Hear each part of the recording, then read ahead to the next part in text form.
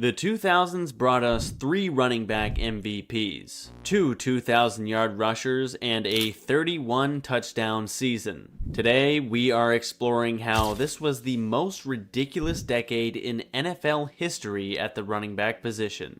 These are the best backs in the NFL in each year from 2000 to 2009. And 2004 and 2007 may shock you. First up, Marshall Faulk's 2000 season with the St. Louis Rams is one of the best all-around seasons of all time for a running back.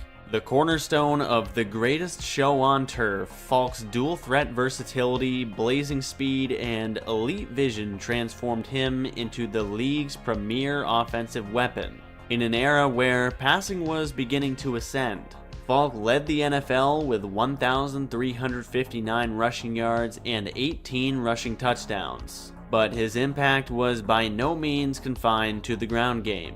He caught 81 passes for 830 yards and 8 receiving touchdowns, showing he was the ultimate Swiss Army knife out of the backfield.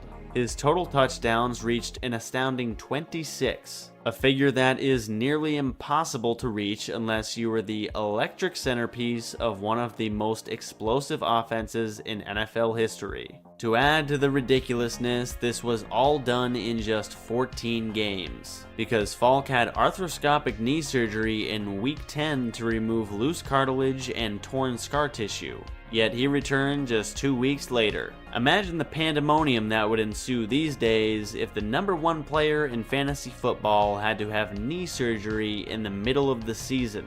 Anyway, Faulk's absurd season earned him first-team All-Pro honors, a Pro Bowl, and he became the 12th running back ever to win the MVP award, making him the best player in the NFL that year. The narrative of Faulk's season was one of perfection in execution.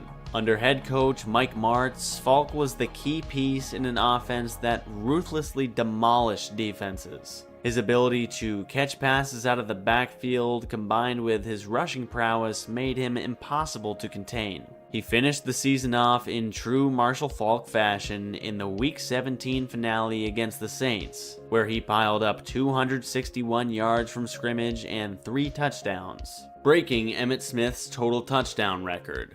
However, while Faulk was the clear pick this year, it's worth noting Eddie George of the Tennessee Titans, who had a fantastic year in his own right, rushing for 1,509 yards and 14 touchdowns. George's bruising power helped drive the Titans' offense for years, even leading them to Super Bowl 34 against Faulk and the Rams. Also, Edgerrin James, who was actually drafted by the Colts in 1999 as Faulk's replacement. He went off for 1,709 rushing yards and 13 touchdowns, also adding 63 receptions for 594 yards. A season that would have been enough for the top spot in most years, but Marshall Faulk was on another level. Faulk's 2000 campaign was not just about another year of ridiculous stats, but about being part of quite possibly the best 4-year stretch any running back has ever had. Think of Marshall Faulk as a shiftier and less fragile Christian McCaffrey. The craziest part about Faulk's 2000 season was the fact that it was actually a step down from what he did in 1999. But fortunately for him, this would not be his final entry on this list. Because as much as I hate to start off with the same guy back to back, Marshall Faulk's 2001 season was his final year as the NFL's undisputed backfield king. Following up his MVP performance from the previous year, Faulk continued to be the linchpin of the greatest show on turf, even if he was ultimately entering the twilight of his prime. Faulk's stats for 2001 were once again among the best in the league, despite another year where he had to miss 2 games, this time due to a bruise on his right knee. Nonetheless, he rushed for 1,382 yards and scored 12 touchdowns on the ground, while also catching 83 passes for 765 yards and 9 receiving touchdowns. His total touchdowns for the season stood at 21, making him the second running back ever to score 20 touchdowns in back-to-back seasons. after Emmitt Smith in 1994 and 1995, and his Marshall Falkiest of games came in Week 15 against the Panthers, where he totaled 252 yards from scrimmage with 2 rushing touchdowns. His season was, of course, honored with another first-team All-Pro and Pro Bowl selection. He came up just short of the MVP this season, finishing second in voting to his own teammate Kurt Warner. But it was the 3rd consecutive season in which Falk finished top 2 in MVP voting, and also the 3rd year in a row that a St. Louis Ram won the league's most prestigious individual award, with Kurt Warner winning 2 MVPs to Falk's 1 from 1999 to 2001. It's worth highlighting Marshall Faulk's 4-year stretch from 1998 to 2001, because it's one of the best the game has ever seen. During that time, he averaged 1,360 rushing yards per year on 5 yards per carry, along with 888 receiving yards and 17 touchdowns, all while winning a Super Bowl and an MVP. What made Marshall Faulk so great was his running style that was characterized by an elusive, almost balletic grace, allowing him to change direction with minimal effort or loss of speed. Faulk had a next-level ability to read blocks, often waiting for them to develop before hitting the hole with precision timing. His acceleration was deceptively quick, enabling him to turn what would be a short gain for average Joes into chunk yardage. And he was adept at making defenders miss in open space with subtle jukes or spins. Unlike the many power backs of his time, Faulk's strength was in his elusiveness and speed rather than pure brute force, although he had the toughness to grind out yards when needed. His hands out of the backfield were as good as any we've seen, making him not merely a threat in the passing game, but a vital component of it. He could catch passes with the deftness of a wide receiver, turning screens or dump-offs into large pickups or even touchdowns. He had a generational blend of skills that made it feel like you were selling him short, referring to him as just a running back. He was a juggernaut, capable of dictating the pace and flow of a game from anywhere on the field, and it's for that reason he was considered one of the best of all time. Real quick before we get to our next player, if you love this type of content, subscribe so you can always get the videos as soon as they drop. Back to the video. Now let's dive into 2002, where we have the greatest undrafted running back in NFL history. Priest Holmes' NFL career got off to a fascinating start, but to fully understand why, we need to go back to his college days at the University of Texas. In his junior year, he won MVP of the Sun Bowl after rushing for 161 yards and 4 touchdowns against North Carolina, setting himself up to be the starting running back for Texas in 1995. But things took a tragic turn when he tore his ACL in the spring. This allowed for a true freshman and future Heisman Trophy winner Ricky Williams to take his spot. Holmes returned in 1996, but without adequate playing time to prove himself after a major injury, his draft stock tanked. He was signed by the Ravens after going undrafted, and had a couple of decent years before once again being blocked by a running back who would actually end up on this list as well. Therefore, after 6 long years of injuries and depth chart battles, he made his way to the Kansas City Chiefs, where he immediately put up an elite season in 2001. But his second season with the Chiefs in 2002 was even better, becoming the focal point of one of the league's most explosive offenses. Under head coach Dick Vermeil, Holmes' performance was part of the NFL's most formidable rushing attack, one that also featured a Hall of Fame caliber offensive line and one of the best fullbacks ever in Tony Richardson. Holmes' stats that year were unreal. On 5.2 yards per carry, he led the NFL with 1,615 rushing yards and 21 rushing touchdowns. But his impact was not limited to the run game. He also added 70 receptions for 672 yards and 3 receiving touchdowns, giving him a total of 24 touchdowns for the season.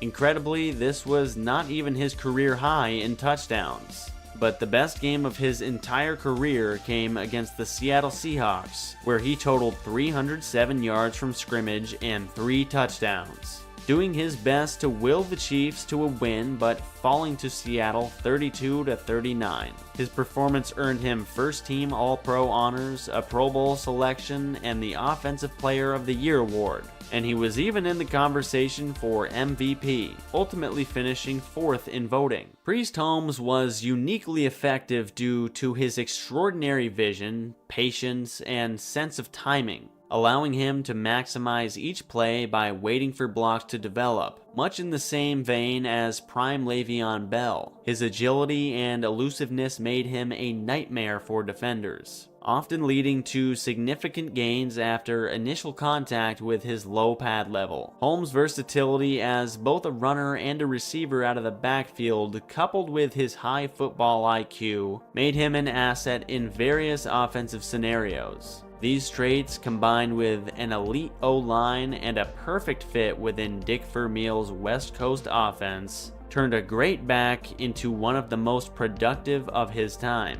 Holmes' impact on the Chiefs could not be overstated, leading the highest scoring offense in the NFL that year. But despite his monster season, Kansas City went 8-8 and finished 4th in the AFC West because of terrible defense. And while Holmes was the pick this year, his former college teammate Ricky Williams of the Miami Dolphins also had an amazing season.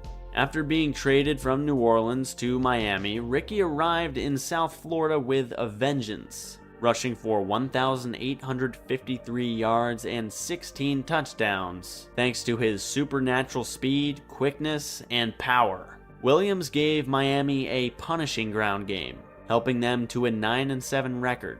After a bit of a rocky start to his career in New Orleans, this season was a reminder of the impact he could have when fully committed to the game, and why football fans fell in love with him at the University of Texas. If you wanted to say Ricky Williams was 2002's best running back, I wouldn't argue with you. This was one of multiple years on this list that were practically a coin flip, but Priest broke the tie by taking home the Offensive Player of the Year award. And similar to Marshall Faulk, this season was part of an all-time great 3-year stretch for Holmes. From 2001 to 2003, he averaged 1,530 rushing yards, 659 receiving yards, and 20 total touchdowns. Now let's explore 2003 with the man who was so good he drove Priest Holmes out of Baltimore. Jamal Lewis's 2003 season with the Ravens was the best of the decade from a pure rushing perspective,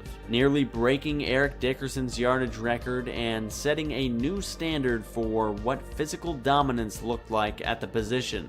Lewis, known for his bruising running style at 5'11" and a bowling ball-esque 250 pounds, had a season that would be talked about for years, quite literally carrying the Ravens' otherwise pathetic offense on his back. Lewis's numbers in 2003 were just stupid. He led the NFL with 2,066 rushing yards, shattering his own franchise record set the year prior, and asserting himself as the league's most unstoppable pure runner. He scored 14 touchdowns on the ground, finishing off drives in the red zone after obliterating defenses between the 20s. And his performance was not just about volume. His 5.3 yards per carry was among the league's best, demonstrating elite efficiency as well. The best game of his historic season and the best game of his career came in just the second week of the season against the lowly Browns, where he ran right down their throat to the tune of 295 yards, crushing the single-game rushing record of 278 set by Corey Dillon 3 years earlier. And sadly for Cleveland, their pain and suffering at the hands of Jamal Lewis did not end in Week 2, because in Week 16 he went crazy once again for another 205 yards and 2 scores, totaling 500 rushing yards and 4 touchdowns against Cleveland that year. Lewis had the odds stacked against him this season, only his second season removed from a torn ACL, and in an offense with no weapons to take the defensive pressure off of him. yet he bulldozed through defenses, earning first-team All-Pro honors, a Pro Bowl selection, and capping it off with the Offensive Player of the Year award. This was yet another ridiculous year on the ground league-wide, so I would be remiss if I didn't mention Priest Holmes once again, who actually set a single-season record with 27 rushing touchdowns this year. Also, LaDainian Tomlinson's league-leading 2,370 yards from scrimmage, just a sneak preview of what was to come for the generational workhorse. And of course, the year Ahman Green had for the Packers. Green rushed for 1,883 yards and 15 touchdowns. This would have been the 6th highest rushing yardage total in NFL history to that point. But Jamal Lewis apparently had other plans. Lewis had a legit MVP argument in 2003. With bottom-tier quarterback play, Baltimore put everything on his shoulders, and he responded with the second most prolific rushing season ever at the time, delivering the Ravens to the playoffs with a 10-6 record and an AFC North title. Jamal Lewis was one of the last of his kind. He embodied the true essence of a power back in an era that was moving towards smaller, all-around running backs. His season was a throwback to the days when the ground game would carry a team, and 2003 Jamal Lewis remains one of the best examples of one man doing exactly that. Next on our list is an ageless wonder. Curtis Martin's 2004 season with the New York Jets exemplified his remarkable longevity and skill, proving that even at the age of 31, he could still be one of the best running backs in the NFL. Martin, known for his quiet professionalism and workmanlike approach, had what would be considered a career-defining year, especially given his age and the wear and tear most running backs experience by that point in their career. Martin put the league on notice in the very first week of the season against the Bengals, when he erupted for 196 yards and scored 2 touchdowns,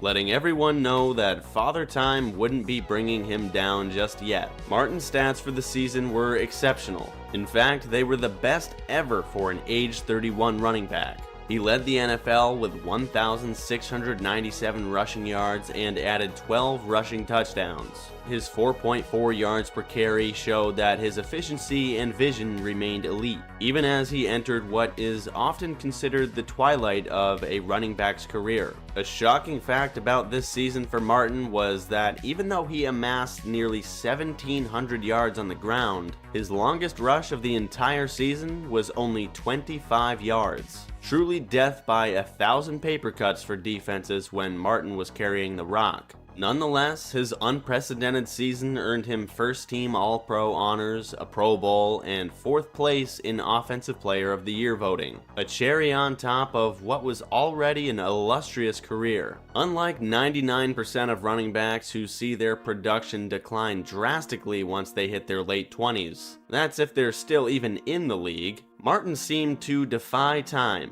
His approach to the game, characterized by meticulous preparation and a focus on technique over brute force, allowed him to maintain his effectiveness. Martin's longevity was not just about playing into his 30s, but doing so at a supreme level. He was like Frank Gore in that sense, but Martin was even better than Gore at peak.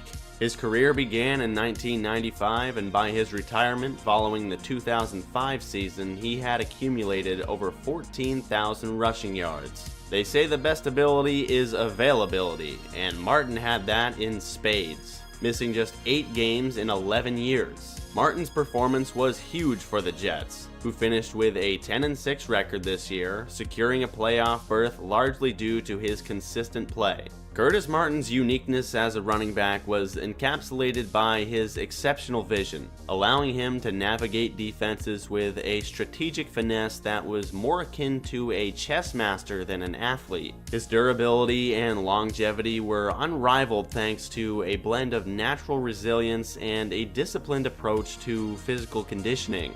Ironic for somebody who was dinged for his injury history coming out of college. Martin's balance and elusiveness were not about speed, but about an almost dance-like ability to keep his feet through contact. making tackles miss with subtle shifts in momentum. His work ethic was legendary, marked by a professionalism that set him apart. His game was one of intelligence over flash, adapting seamlessly to the evolving demands of the NFL, proving that consistent excellence could be achieved with brains just as much as brawn.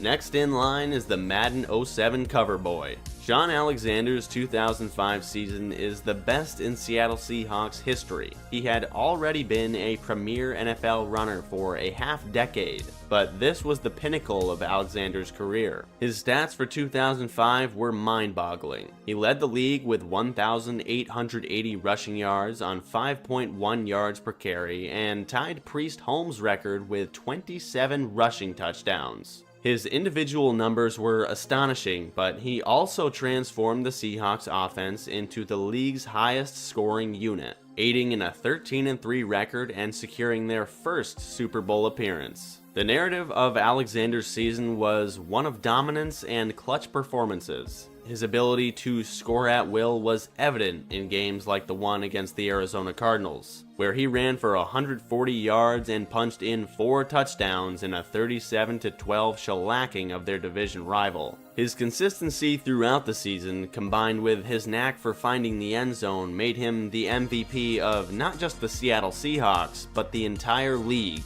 Alexander's performance was so impactful that he became the first Seattle Seahawk to win the NFL's Most Valuable Player award.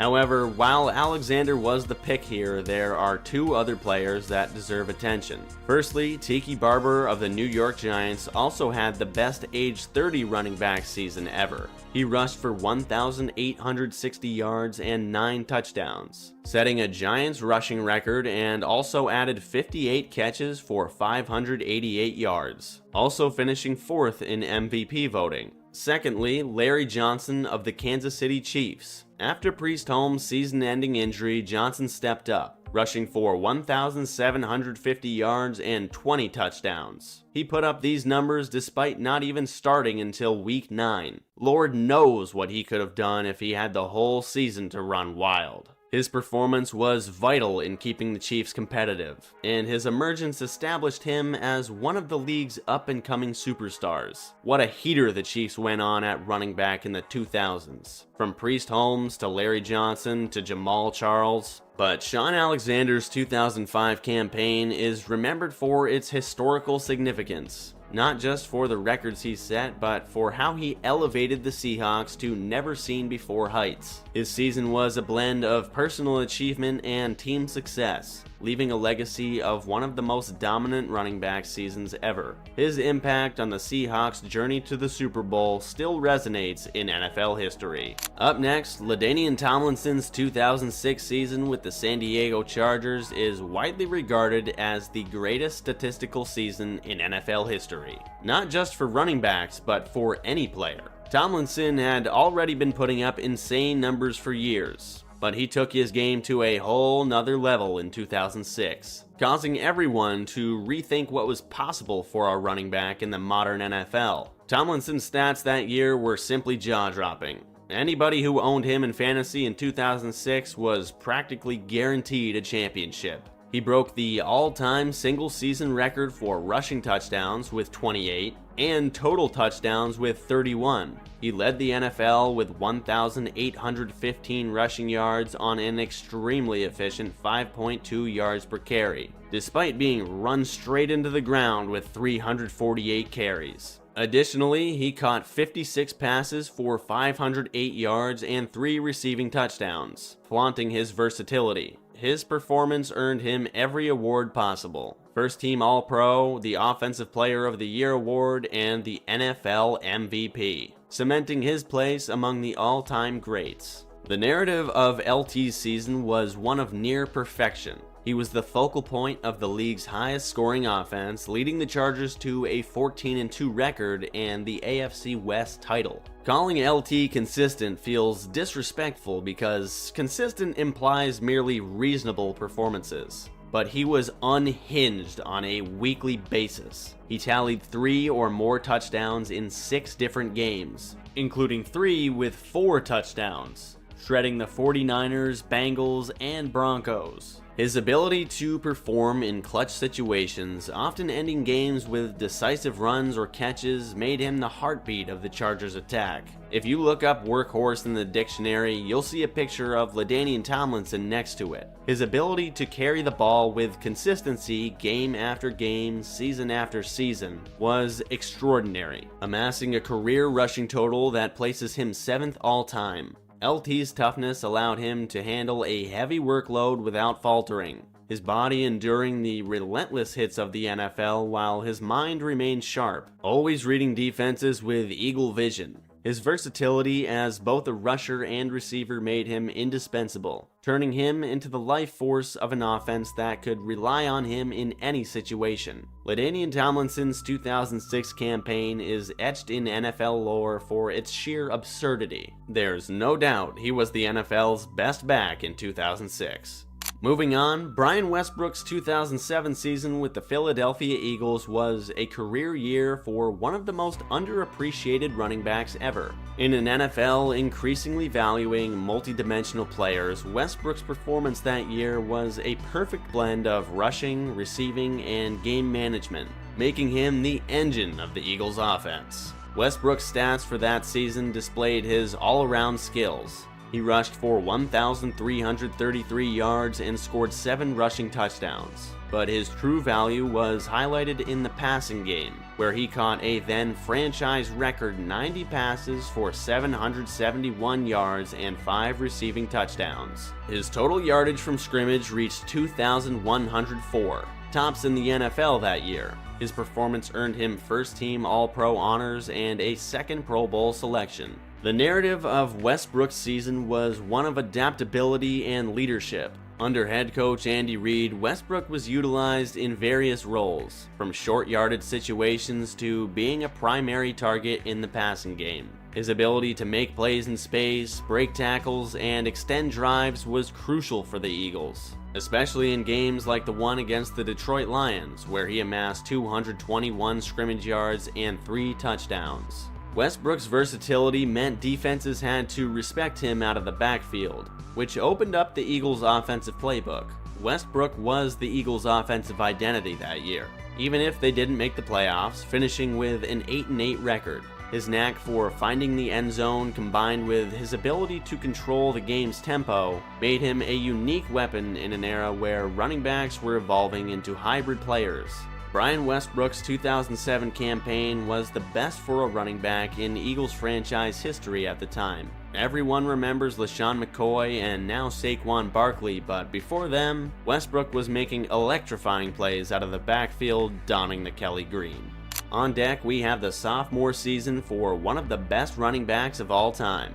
Adrian Peterson took his game to another level in year 2, building upon an excellent rookie season. Peterson solidified his status as the best back in the NFL, showcasing a blend of speed, power, and anger that made him nearly impossible to bring down. His season was a narrative of relentless pursuit and individual brilliance that carried an offense that was otherwise mostly void of talent. Peterson's stats that year were, of course, nothing short of spectacular. He rushed for 1,760 yards on 363 carries, averaging 4.8 yards a tote, and scoring 10 rushing touchdowns. His performance earned him a first-team All-Pro, second in Offensive Player of the Year voting, and 4th place in MVP voting. Peterson's season was one of utter destruction. The Vikings finished with a 10-6 record and made the playoffs, and it was practically all because of Adrian Peterson, often single-handedly willing the team to victory.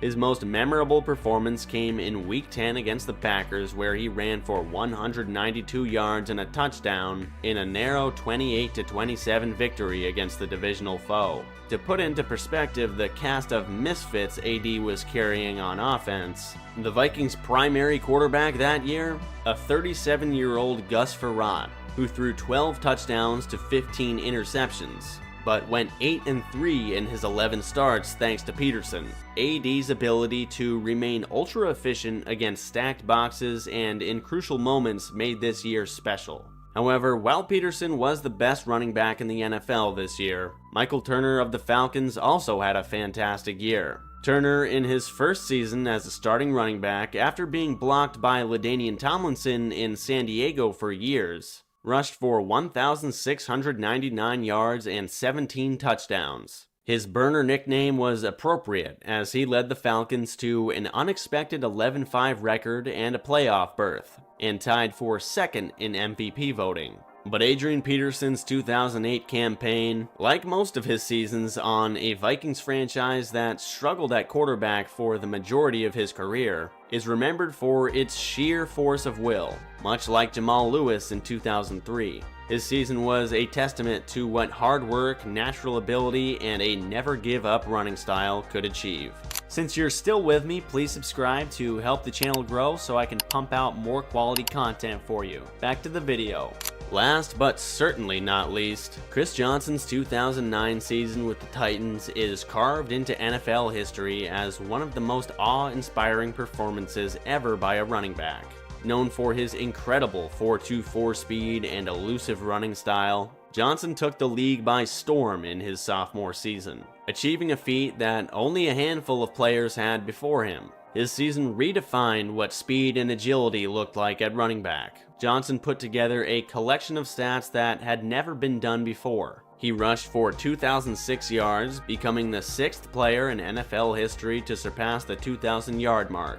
He also scored 14 rushing touchdowns and averaged 5.6 yards a carry, putting his efficiency and big play capability on full display. Beyond his rushing prowess, Johnson added 50 catches for 503 yards, en route to an NFL single-season record 2,509 yards from scrimmage. His season earned him the Offensive Player of the Year award and the nickname CJ2K in reference to his 2,000-yard season. The theme of Johnson's year was simple: speed, endurance, and the ability to effortlessly hit a home run at any moment. His most iconic game came in Week 8 against the Jaguars, where he ran for 228 yards, including a 52-yard touchdown and an 89-yard touchdown. His ability to break away from defenders, coupled with his agility in tight spaces, made him a nightmare to even think about defending. The Titans went 8-8 that year under head coach Jeff Fisher because that's what Jeff Fisher teams do, but Johnson's season was the main reason they were as competitive as they were, breaking into an elite club of 2,000-yard rushers and proving that speed could be just as effective as power or brute strength. With all due respect to every other 2,000-yard rusher, CJ2K made it look the easiest. I'm not saying he was the best, but his 2,000 looked the most effortless. His legacy this year is one of electrifying plays and long touchdowns. And while he was never able to replicate his success from this season, the legendary nature of it will live on forever. So there you have it, a journey through the 2000s where we celebrated the running backs who carried their teams to victories, set records, and defined an era. As you can clearly see, runners in the 2000s went berserk. From a bruiser like Jamal Lewis to a speedster like CJ2K, and everyone in between. It's clear a running back can be elite with any style. Let me know in the comments who stood out to you the most, and if you enjoyed this video, click on the playlist on your screen to watch more now, and subscribe for more NFL content.